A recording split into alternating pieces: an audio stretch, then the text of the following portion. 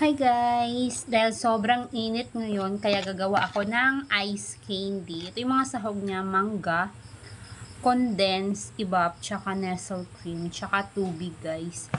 Nakatikim kasi ako sa kapatid ko, ang sarap ng pagkakagawa niya ng ice candy, tsaka yung hindi ma-ice. Yun kasi yung mga gusto kong ice candy.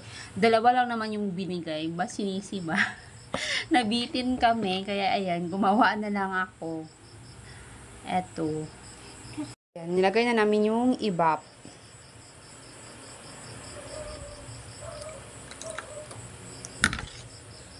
Ginagawa sa maliit na planggana.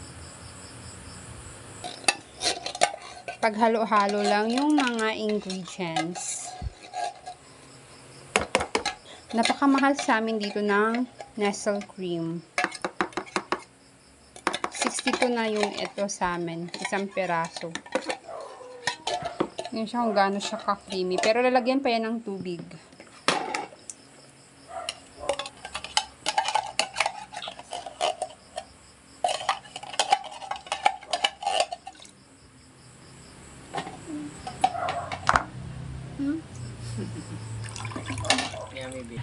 Siyempre, wag kalimutan yung sugar. Pero bahala na kayo kung gusto nyo, gaano katamis yung gusto nyo. Ako kasi gusto ko lang yung katamtaman. Tsaka masarap kasi ngayon guys, diba? Kapag ganito kainit, masarap pag may nakakain talaga na malamig-lamig. Nahalo ko na yung lahat ng ingredients guys. Meron pa kasi namumuong cream, kaya tutunawin ko pa siya. Tapos, pwede na nating ilagay sa plastic.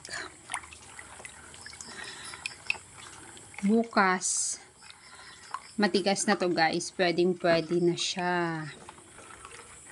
Yan, sarap kasi hindi ko inubos yung mangga kasi maasim yung nabili ko, hindi maganda ang asim. 3 piraso lang na mangga yung ginawa ko dito, pero marami na rin naman siya.